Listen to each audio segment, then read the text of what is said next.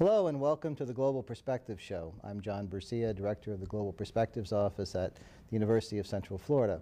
Our guest today is Mr. Qubad Talabani, who is a representative of the Kurdistan Regional Government in Iraq in Washington, D.C. Welcome, Mr. Talabani. Pleasure to have you here today. It's a pleasure to be back. Tell us a little bit about what you do in your official role as a representative of the Kurdistan Regional Government. Well, in representing the Kurdistan Regional Government, we are the top Kurdish liaison to the US government here in the United States, as well as to the United States Congress, to the think tanks and academic institutions. We interact with the media to get our message across to the American people. And we also have a responsibility to be there for the Kurdish community in the United States. Now, how long have you served in this capacity? I've served as the representative of the unified Kurdistan Regional Government since October of last year, 2006. And previously you were working in other capacities? Prior to May of 2006, there were two regional administrations in the Kurdistan region, and I was representing the Eastern administration based out of Sulaymaniyah. Well, talk to us a little bit about your background so that we can have a sense of where you've come from. Most people viewing the show today will know that your father is Jalal Talabani, the president of Iraq, and that you come from a long background in terms of your family and political involvement. Well, I do come from a somewhat political family. My family's been engaged in politics for several decades. My father for about 50 to 60 years, depending on when you want to start his career. My grandfather on my mother's side, Ibrahim Ahmed, was also a key Kurdish politician and writer. So we've had politics in the family all our lives. But I started off my career as an engineer. I studied engineering in England. I was raised in England by my grandparents.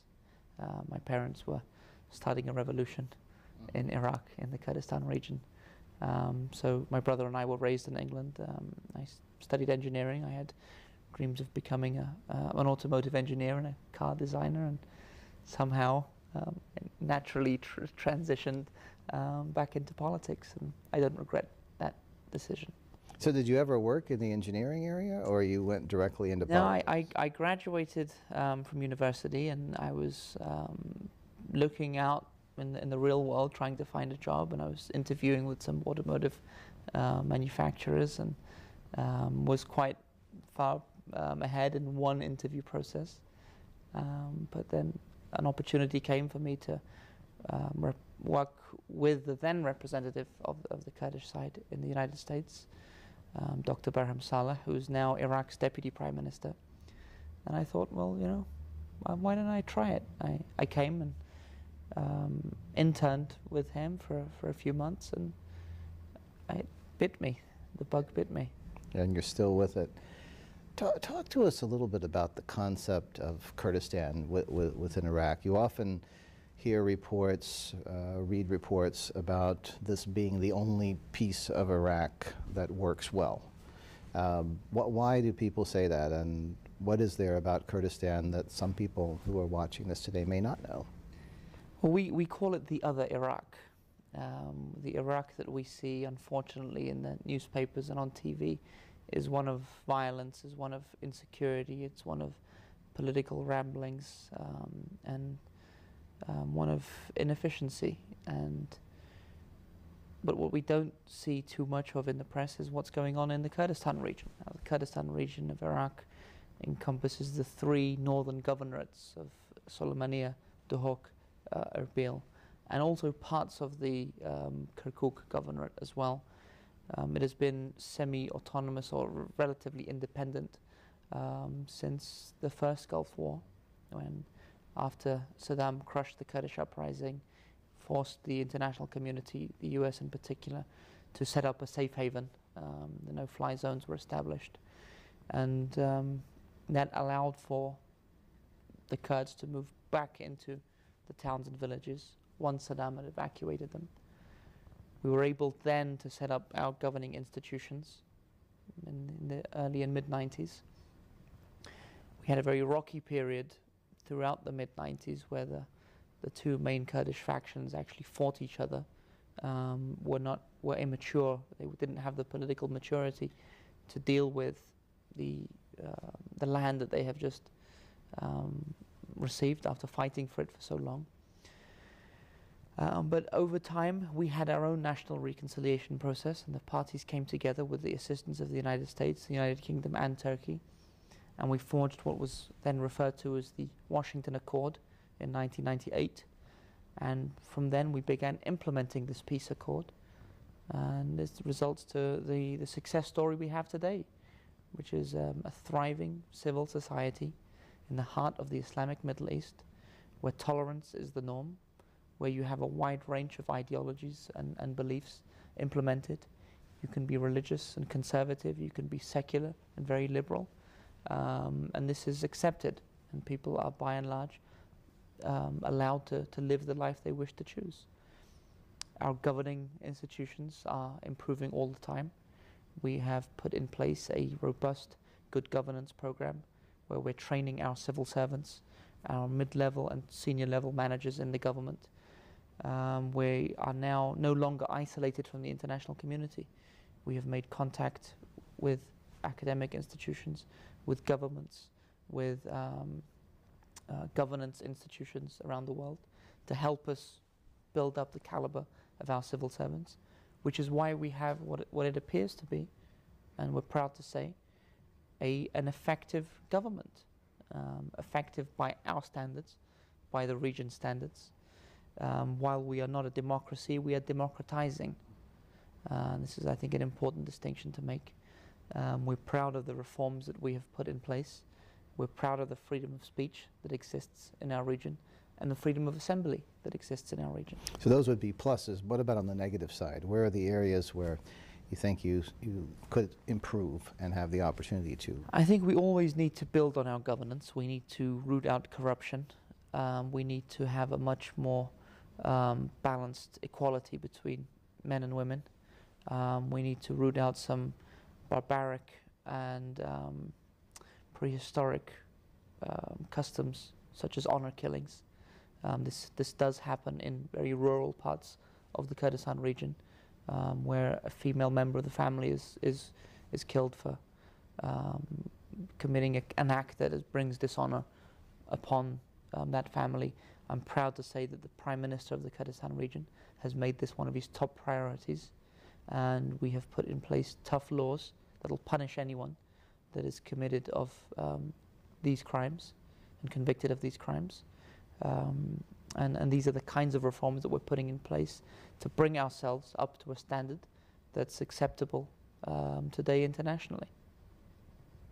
In terms of political participation in the evolving system, is that as full as it might be, or are there still some people who are not effective parts of the political process? We have a fairly plural system of governance. Our parliament, the National Assembly, as we call it, the Kurdistan National Assembly, is a very plural assembly.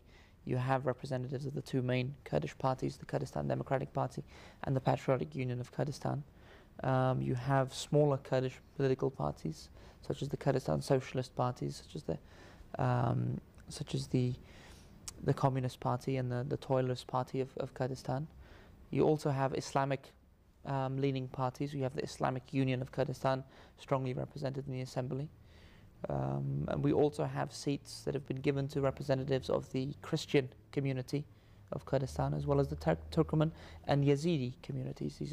The Turkmens are an ethnically Turkish group. The Yazidis are a separate religion from Islam.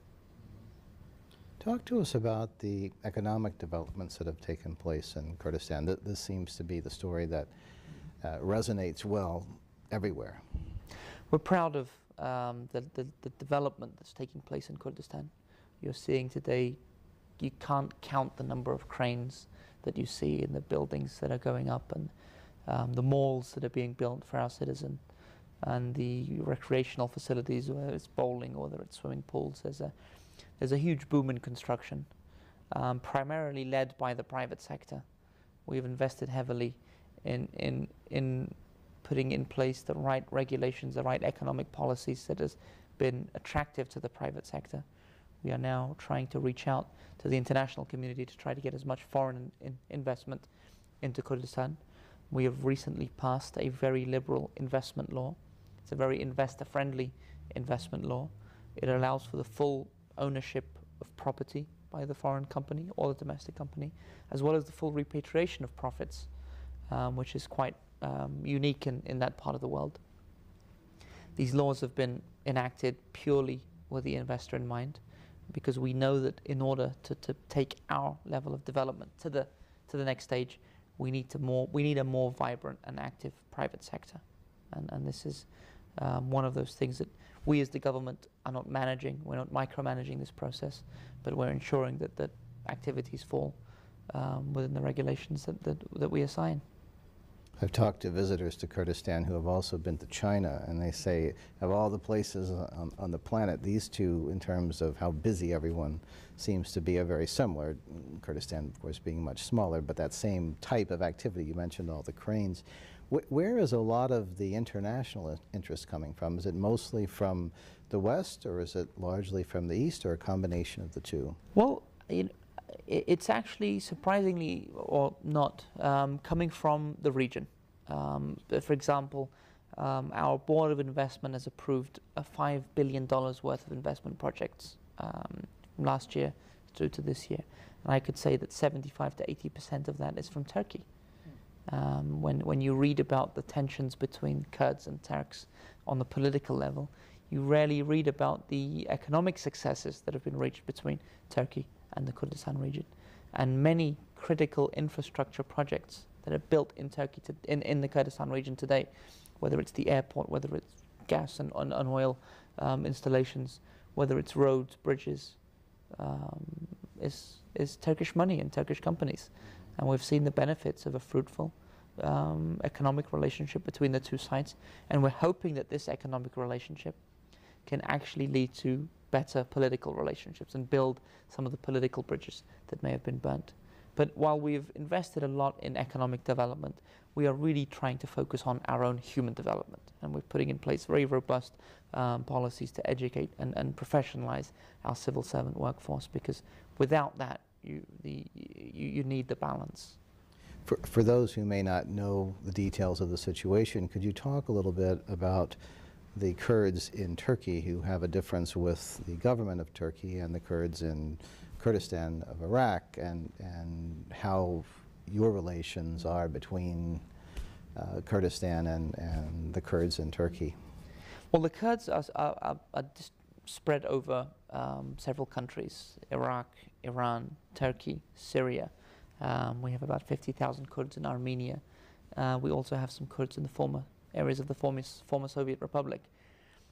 And each grouping of Kurds has their own issues with their host country. The Kurds of Iraq have been fighting for decades for their rights, for their autonomy, for federalism within Iraq. And we're proud to see today that we have reached our desired goal, to have a federal democratic Iraq. And the Kurds have proven to be a major success story in Iraq. Now the Kurds of Turkey have had different issues, have had different demands, and have sought different means to get those demands. And we're all aware of the bloody war that took place between the Kurdistan Workers' Party, the PKK, and the state of Turkey. It led to the deaths of tens of thousands of civilians and officials on both sides. And that violence has ebbed and flowed recently, and all sides, Iraq, Turkey, the Kurdistan region, the US, we've been trying to rack our brains to try to find a peaceful and lasting and sustainable solution to this problem. We do not believe, many of you may be aware of the tensions, the escalation of tensions recently between Turkey and Iraq, and Turkey and the Kurdistan region of Iraq.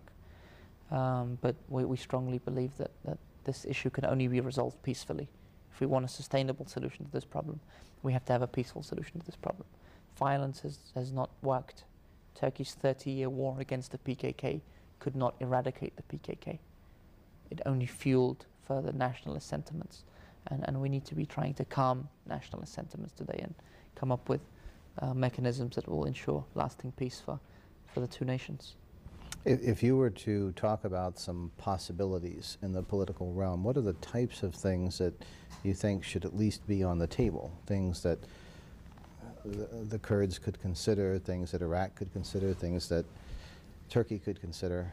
Well, first and foremost, the PKK must issue an unconditional ceasefire. And that's, nothing can happen while there is a war going on. And the PKK, we have been urging for them to issue the ceasefire. Once that has been issued, then I think we can certainly all entertain the idea of coming up with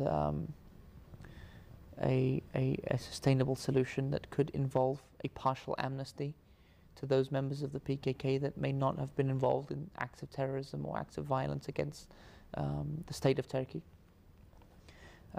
We can talk about how the Turkish government can build better goodwill with the citizens of the southeast, but this is now where we're entering into the realms of internal Turkish politics, and it's not for me to tell Turkey or another neighboring country how it should manage its own citizens, but we are always here as a sounding board. If we can be helpful in any way, well, we'll gladly do that. Talk to us about how the Kurds perceive each other. There seems to be this external view that you're all part of the same group and we don't make distinctions between the ones in Iraq and the ones in Turkey and other places. But then even within Turkey, this is not a homogeneous population. And I would imagine that most people probably don't care for the violence that's perpetrated by a relatively small number. There was a period in the 80s and the early 90s where many Kurds in Turkey sympathized with the Kurdistan Workers' Party and believed that after all these years, after 70 odd years, that only violence can bring about this. But I think the experiment of Iraqi Kurdistan has changed that opinion, where the Kurds, yes, the Kurds of Iraq, we fought our armed struggle against the regime, but it was really ultimately politically, diplomatically, that we were able to achieve what we have achieved today. It was internationally that we have achieved what we've achieved today.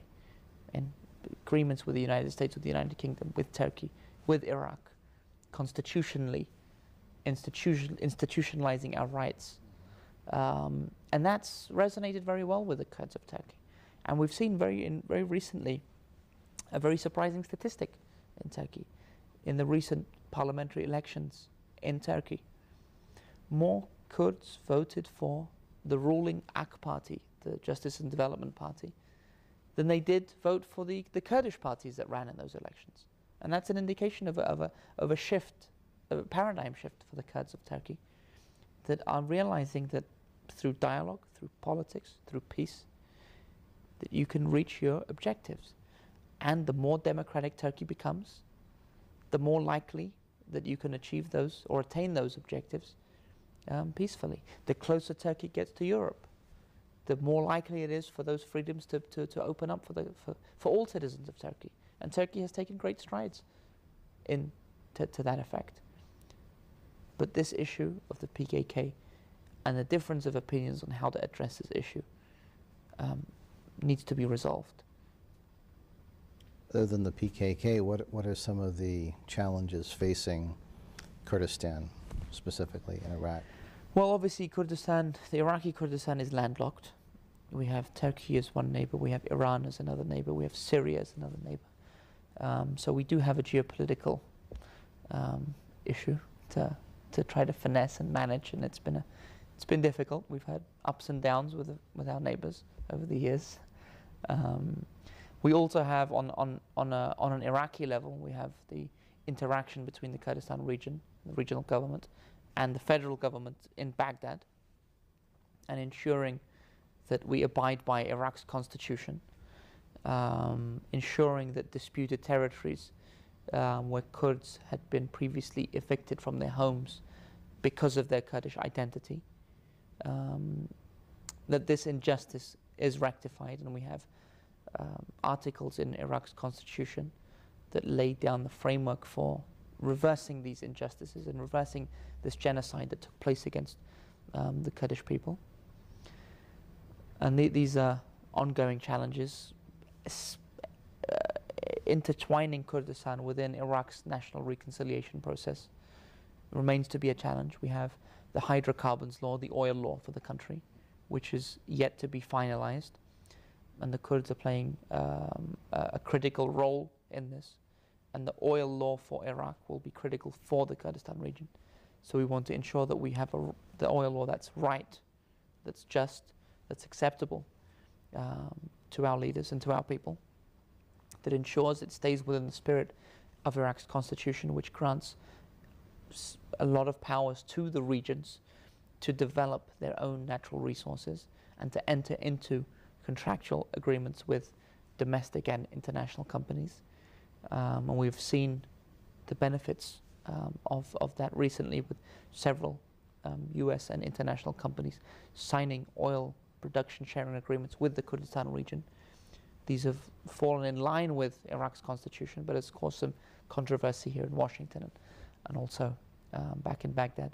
So the sooner we resolve the national hydrocarbon law issue, I think the quicker we can get on a path to enter into larger scale contracts, develop the infrastructure, and start to benefit, so the people of the Kurdistan region can benefit from the natural wealth of the Kurdistan region. When you look at the Kurdish population worldwide, beyond the region itself, where I suppose the largest concentration would be, are there significant pockets in other countries or areas, and including in the United States, just for those who may not know? We have a very large Kurdish population in Turkey. In Europe, I mean. Obviously, there's 15 million Kurds in Turkey, but in Europe, we have several hundred thousand scattered across Germany, Belgium, United Kingdom, and Sweden. We have probably about 50,000 Kurds in the United States and Canada.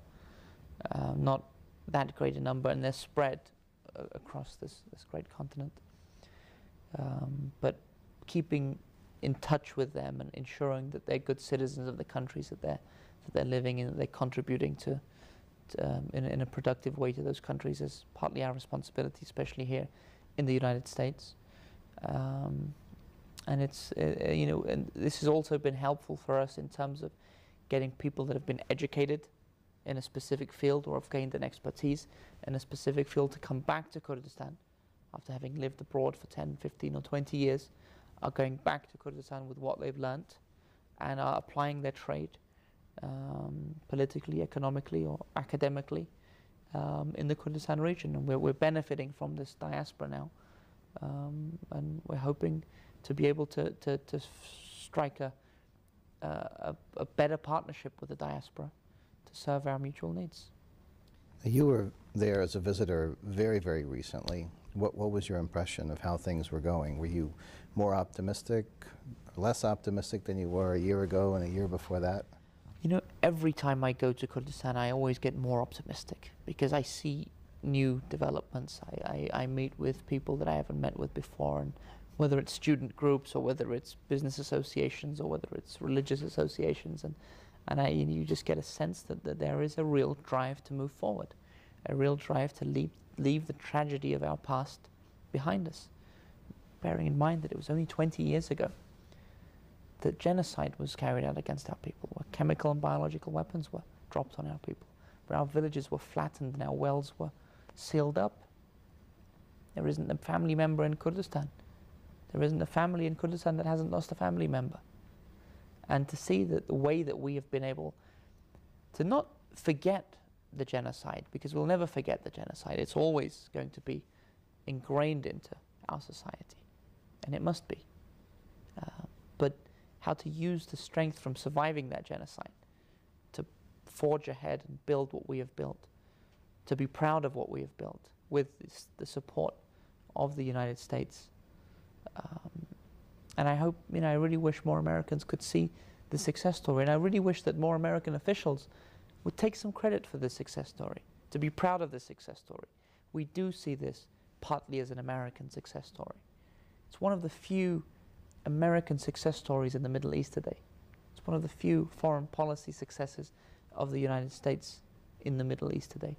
And we do get disappointed when US government officials either shy away from the success of Iraqi Kurdistan or view the success of Iraqi Kurdistan as potentially a threat to the unity of Iraq. We've said all along that the stronger the Kurds are, the more successful the Kurdistan region is, the more we can play at a national level in Baghdad today, the more we can bring the warring factions together in Baghdad and create true national reconciliation in the country. So what would you say to people who are listening who may be enticed by your conversation into thinking might be a good time to visit Kurdistan? It probably wasn't on their radar screen before, but they might now see it, appreciate it as sort of an area of relative tranquility inside Iraq. I think that people should visit Kurdistan. People should have, and I'm not, you know, I haven't lost my marbles when I say this, but you can have your vacation in Kurdistan. You can have a vacation in Iraq today, and that's in the Kurdistan region. You can fly there from many European capitals, from many regional capitals. Our airports are fully operational. Our economic and business climate is thriving. Our universities are buzzing with activities. We would love to have student exchanges and faculty exchanges to really tell people, look, this is the other Iraq. Good. On that note, I will conclude and thank you, Mr. Talabani, for joining us today. And thank you for the Global Perspectives show. I'm John Bercia. We'll see you next time.